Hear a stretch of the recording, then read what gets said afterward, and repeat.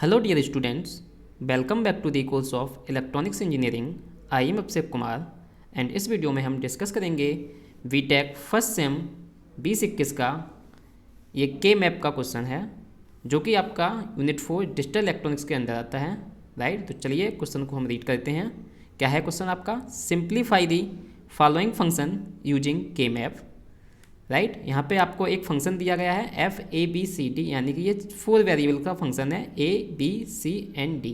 Right, यहाँ पे जो ये a होता है ये MSB होता है, यानी कि मोस्ट सिग्निफिकेंट बिट, एंड ये जो d होता है ये लीस्ट सिग्निफिकेंट बिट होता है। राइट, अब यहाँ पे समेशन का साइन यूज किया है। समेशन का साइन यूज करने का मतलब क्या होता है? ये जो एक्सप्रेशन है किस फॉर्मेट में होगा? ये एक्सप्रेशन आपका SOP फॉर्मेट में होगा। राइट, और यहाँ पे कुछ नंबर्स दिए गए हैं। इन नंबर्स का मतलब होता है कि किस किस पोजीशन पे ये फंक्शन की वैल्यू बन आ रही है, क्योंकि यहाँ पे 4 वेरिएबल्स हैं a b c and d। तो 4 वेरिएबल्स के कितने कॉम्बिनेशन बनते हैं? 16 कॉम्बिनेशन बनते हैं। उन 16 कॉम्बिनेशन में इन पोजीशन पे हमको क्या मिलेगा? इस फंक्शन की वैल्यू, इस फंक्शन की वैल्यू 1 मिलेगी। तो पहले तो हमको इस फंक्शन को सिंप्लीफाई करके मिनिमाइज्ड एक्सप्रेशन निकालना है। एंड इस क्वेश्चन में हमको और क्या फाइंड करना है? Also implement the simplified function using basic gates, यानी कि जो हमको सिंप्लीफाइड फंक्शन मिलेगा जब हम के मैप का यूज करके जो एक्सप्रेशन निकालेंगे, उस सिंप्लीफाइड फंक्शन को हमको इम्प्लीमेंट भी करना है with the help of basic gates only. Okay, हमको ओनली बेसिक गेट्स का यूज करना है। ओके, तो चलिए क्वेश्चन को सॉल्व करते हैं।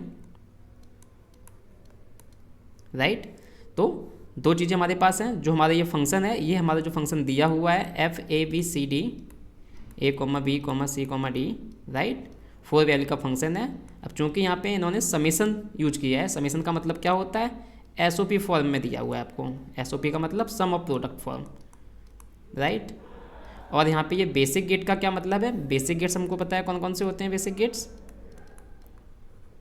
तो जब हम इम्प्लीमेंट करेंगे आफ्टर सिंप्लीफाइंग, तो कौन कौन से गेट से करना है? बेसिक गेट्स आपके होते हैं, नॉट गेट होता है, एंड गेट होता है, और गेट होता है। तो आपको इन 3 गेट की हेल्प से ही जो मिनिमाइज्ड फंक्शन आएगा उसको इम्प्लीमेंट करना है। राइट, तो इसका मतलब क्या है? यहाँ पे SOP फॉर्म में है और ABCD के हमारे 16 कॉम्बिनेशन बनेंगे। कौन कौन से 16 कॉम्बिनेशन? आपके 0 0 0 से स्टार्ट होके 0 0 0 1 से लेके अप टू 1 1 1। तो ये 16 कॉम्बिनेशन के करस्पॉन्डिंग वैल्यूज दी गई हैं कि किस किस पोजीशन पे 1 होगा, यानी कि यहाँ 1 पे जो फंक्शन की वैल्यू होगी 1 होगी, एंड सो ऑन। राइट, तो ये वो पोजीशंस दी गई हैं। तो इन पोजीशंस को हम क्या कहते हैं? पहले जो हमारा के मैप हम ड्रॉ करते हैं उसके अंदर फिल करते हैं। राइट, तो मैंने के मैप आपका पहले से ड्रॉ कर रखा है। तो जब भी हमारा के मैप का क्वेश्चन हो तो आपको क्या करना है? इस टाइप से के मैप आपको पहले ड्रॉ करना है। राइट, और यहाँ पे कौन से वेरिएबल हैं, जौन से भी वेरिएबल क्वेश्चन में दिए जाएँ आपको वही वेरिएबल लिखने हैं। अब यहाँ पे a b c and d लिखा है, तो यहाँ पे मैं MSB साइड से 2 बिट इस साइड लिखूंगा और ऊपर की साइड LSB साइड से 2 बिट लिखूंगा। राइट, तो MSB साइड से यानी कि मोस्ट सिग्निफिकेंट बिट की साइड से, तो A आपका मोस्ट सिग्निफिकेंट बिट है, तो MSB साइड से मैंने 2 बिट ले ली, 2 वेरिएबल्स ले लिए A एंड B।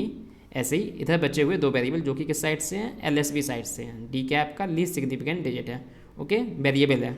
राइट, तो ये C एंड D आ गया है। ओके, तो हमने यहाँ पे AB लिख लिया है, यहाँ पे CD लिख लिया है। उसके बाद जो ये नंबरिंग है यहाँ पे 0 0 0 1 1 1 1 0, ये आपकी ग्रे कोड फॉर्मेट में होती है। राइट, यहाँ पे 0 1 नहीं आता है, पहले क्या आता है? 1 1 then 1 0 and similarly here. Right, उसके बाद ये आपकी नंबरिंग की हुई है कि हर सेल का क्या नंबर है। राइट, ये सेल का नंबर पोजीशन के अकॉर्डिंग है, जो आपका कॉम्बिनेशन है। जैसे आपका यहाँ पे ये क्या है? 0 0 0 0। राइट, 4 0 का कितना डेसिमल होता है? 0, तो यहाँ पे ये 0 लिखा है। देन AB कितना है? 0 0, यहाँ पे कितना है? 0 1। तो क्या कॉम्बिनेशन बना? 0 0 0 1। ये कितना होता है? ये 1 होता है, तो यहाँ पे 1 आ गया है। ऐसे यहाँ पे ये क्या हो जाएगा? इस वाली सेल के लिए 0 0 एंड 1 1, तो 0 0 1 1 कितना होता है? 3 होता है। तो इस तरह से ये के मैप में नंबरिंग की जाती है। राइट, अगर आपने के मैप पढ़ा हुआ है अच्छे से तो आपको ये नंबरिंग करना आता होगा। राइट, तो सबसे पहले हमको क्या करना है? आपको चेक करना है कि कितने वेरिएबल का फंक्शन है। तो यहाँ पे 4 वेरिएबल का फंक्शन है। राइट, तो हम कौन सा के मैप यूज कर रहे हैं? 4 वेरिएबल वाला के मैप यूज कर रहे हैं। तो this question is about 4 variable के मैप। राइट, तो हमने 4 वेरिएबल का के मैप इस टाइप से ड्रॉ कर लिया है। अब हमको जो जो वैल्यूज दी गई हैं उनको हम इस के मैप में पहले फिल कर लेते हैं। तो किस किस पोजीशन पे हमको 1 दिया गया है? 1 पे 1 है, तो हम यहाँ पे 1 फिल कर लेते हैं, क्योंकि SOP में फंक्शन की वैल्यू क्या होती है, फंक्शन की वैल्यू एसओपी में हम 1 लेते हैं। तो इस पोजीशन पे 1 है, 1 पे, देन 3 पे भी 1 है, देन 4 पे 1 है आपका, 5 पे 1 है, 6 7 पे 1 है, 5 पे 1 है, 6 पे भी 1 है, 7 पे 1 है, देन 9 11 13 एंड 15, 9 पे 1 है, 11 पे 1 है, 13 पे 1 है, 15 पे 1 है। तो सबसे पहला काम क्या है हमारा, के मैप को ड्रॉ किया, फिर जो ये हमको पोजीशंस दी गई हैं, इन पोजीशन पे हमको 1 1 फिल कर देना है एसओपी फॉर्म के लिए। ओके, इसके बाद हमारा दूसरा स्टेप होता है क्या, कि हमको जो ये 1 है इनकी ग्रुपिंग करनी होती है, राइट। ग्रुपिंग करने का तरीका क्या होता है, हमको ज़्यादा से ज़्यादा सेल को कंबाइन करके ग्रुप बनाना होता है, और हमको 2 की पावर में ग्रुप बनेगा। 2 की पावर का मतलब क्या होता है, 2 की पावर 0 यानी कि सिंगल एलिमेंट का ग्रुप रहेगा, ठीक है ना। जब किसी के साथ ग्रुप नहीं बनना होगा तो एलिमेंट सिंगल रहेगा। या फिर 2 की पावर 1 का मतलब 2 का ग्रुप बनेगा, या फिर 2 की पावर 2 का मतलब 4 का ग्रुप बनेगा, या फिर 2 की पावर 3 का मतलब 8 का ग्रुप बन सकता है, या फिर 2 की पावर 4 यानी कि 16 का ग्रुप बन सकता है। तो मैक्सिमम सेल यहाँ पे 16 ही है, तो 16 से ज़्यादा ग्रुप तो नहीं बन सकता है। तो आपको क्या करना है, ग्रुपिंग करनी है, ये जो 1 लिखे हुए हैं, राइट। साथ ही साथ हमको ज़्यादा से ज़्यादा सेल को कंबाइन करके ग्रुप बनाना है, और जो हमारा ग्रुप बनाना होता है उसमें से एक 1 ऐसा जरूर होना चाहिए जो किसी के साथ आपका ग्रुप ना हुआ हो, राइट।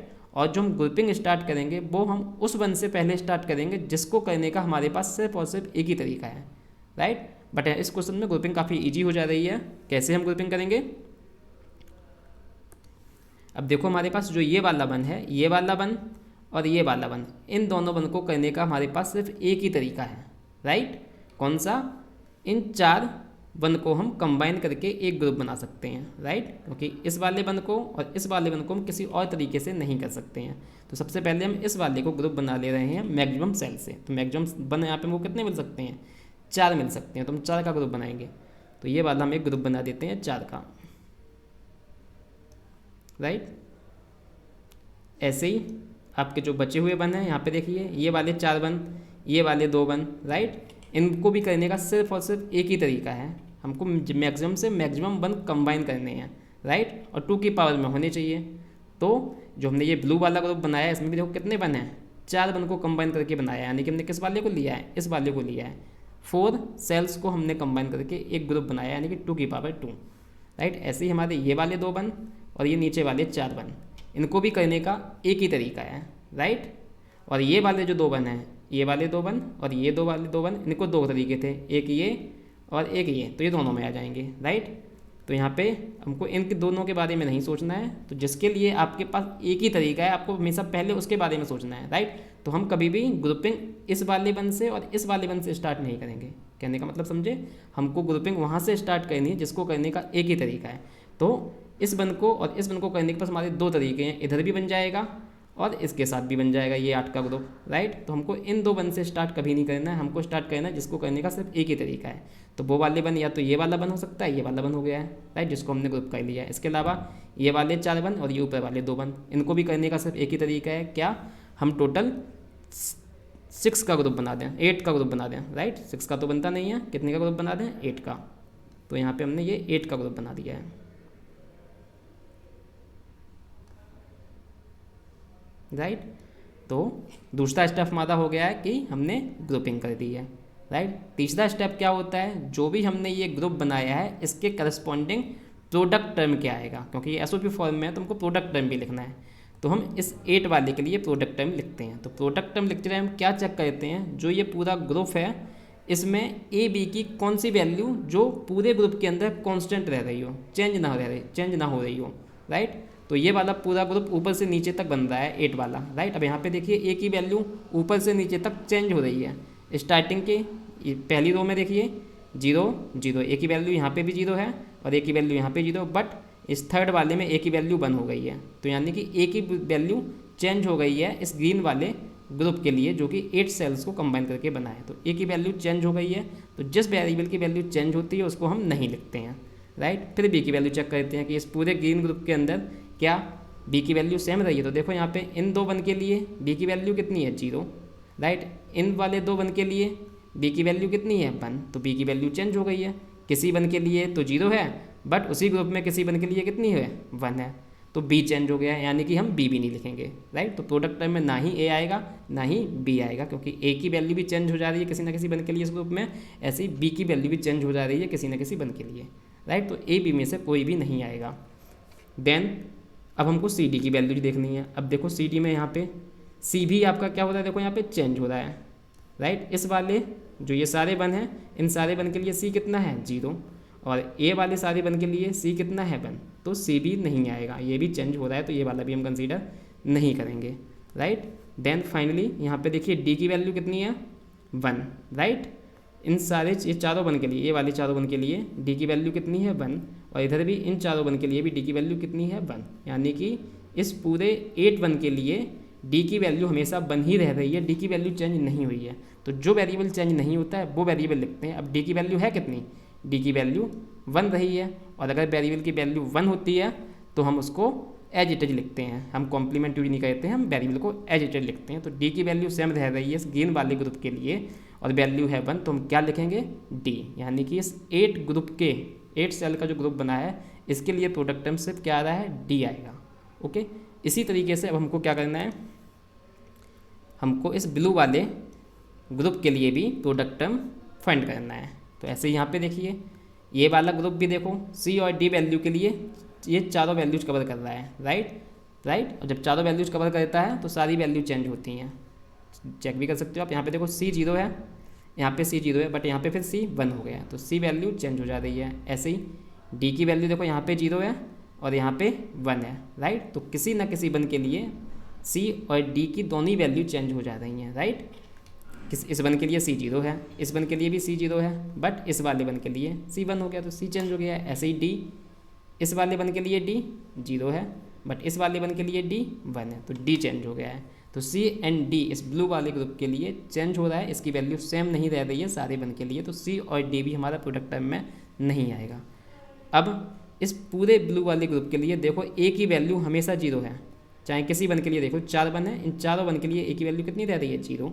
ऐसे ही इन चारों वन के लिए बी की वैल्यू भी कितनी रह रही है 1, तो ए और बी की वैल्यू हमेशा क्या रह रही है सेम रह रही है, चेंज नहीं हो रही है through out this blue colour group.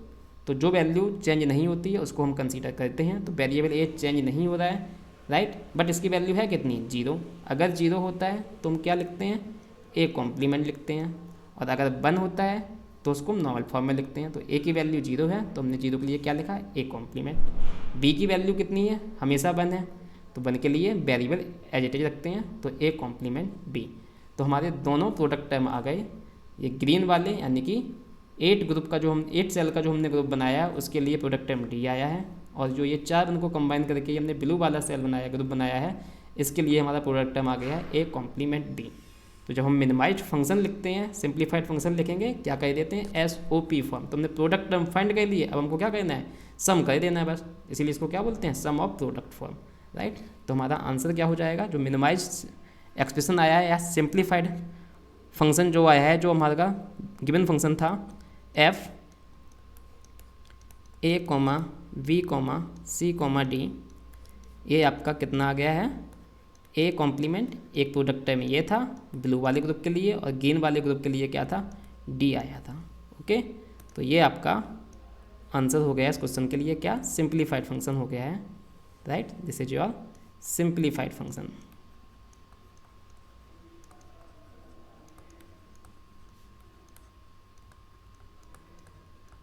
Right. This is your answer. साथ ही साथ इसमें हमको दूसरा पार्ट में भी कुछ पूछा गया है। दूसरे पार्ट में हमसे ये क्या पूछ रहे हैं, आल्सो इम्प्लीमेंट दी simplified function using basic gates only, यानी कि हमको नॉट गेट, एंड गेट और गेट का यूज करके इसको इम्प्लीमेंट भी करना है जो हमने सिंप्लीफाइड फंक्शन ऑब्टेन किया हुआ है, राइट। तो यहाँ पे देखिए हमारे पास क्या है ए कॉम्प्लीमेंट है, तो ए कॉम्प्लीमेंट बनाने के लिए क्या चाहिए हमको नॉट गेट चाहिए, तो हम एक नॉट गेट ले लेते हैं, right.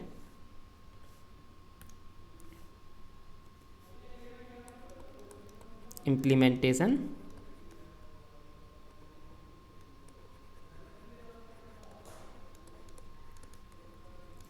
using basic gates।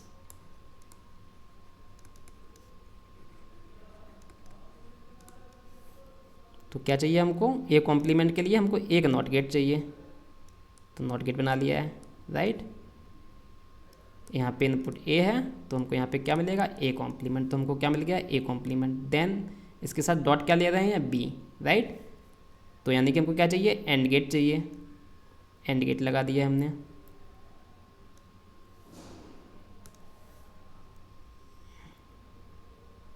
Okay, अब एंड गेट का एक इनपुट क्या है, ए कॉम्प्लीमेंट, जो यहाँ से आ रहा है। दूसरा इनपुट क्या है, बी। तो एक इनपुट हमने यहाँ पे बी दे दिया है। देन प्लस साइन आया हुआ है, और तीसरा एक और यहाँ पे क्या है, डी, यानी कि ए तो हमको यहाँ पे मिल रहा है ए कॉम्प्लीमेंट बी इस एंड गेट के आउटपुट पे, ए कॉम्प्लीमेंट बी। देन हमको डी ऐड करना है प्लस साइन का यूज करके। प्लस का मतलब क्या है, कौन सा गेट यूज होगा, और गेट होगा। तो यहाँ पे हम और गेट लगा देंगे इसके आगे। ये आपका और गेट का सिंबल होता है। एक इनपुट क्या है, ए कॉम्प्लीमेंट बी, तो वो आपका ये आ रहा है। दूसरा इनपुट क्या है, डी, तो यहाँ पे हम दूसरा इनपुट डी लगा देंगे, राइट। तो फाइनली हमको यहाँ पे क्या मिल जाएगा, एक तो आ रहा है ए कॉम्प्लीमेंट बी, और दूसरा इनपुट और गेट का क्या है, डी, राइट। तो ये आपका इम्प्लीमेंटेशन भी हो गया है। क्वेश्चन में यही दो चीज़ें पूछी थी, एक तो हमसे पूछा था सिंप्लीफाइड फंक्शन क्या आएगा, तो उसका आंसर है A complement B plus D, और दूसरा हमको इसको इम्प्लीमेंट करना था सिर्फ और सिर्फ बेसिक गेट का यूज करके, राइट। तो हमने एंड और नॉट गेट का यूज करके इसको इम्प्लीमेंट भी कर दिया है, राइट। तो इस तरीके से हमारा सॉल्यूशन कंप्लीट हो गया है। तो ये क्वेश्चन बहुत ही इजी रहता है के मैप का, और हमेशा एग्जाम में आना ही आना है। तो के मैप सभी को अच्छे से प्रिपेयर करना है। अगर आप के मैप तैयार कर लेते हो तो आपके 7 मार्क्स जरूर आएंगे, क्योंकि अब पेपर आपका 70 मार्क्स का हो रहा है एकेटिव का, राइट। तो के मैप से आप 7 to 10 मार्क्स बहुत ईजिली ऑब्टेन कर सकते हो। तो सभी को आपको के मैप जरूर पढ़ना है, क्योंकि 100% है के मैप का क्वेश्चन आपका आएगा, राइट। कितने भी वेरिएबल का आ सकता है, 3 वेरिएबल का भी आ सकता है, 4 वेरिएबल का भी आ सकता है, और इवन 5 वेरिएबल का भी आ सकता है, राइट। तो इस वीडियो को हम फिर यहीं पे स्टॉप करते हैं, राइट। तो सभी को के मैप आराम से तैयार करना है अच्छे से, okay. And students, if you are new to my channel, then subscribe to our channel. Also like and share the video and press the bell icon to get the latest notification for the videos. Thank you.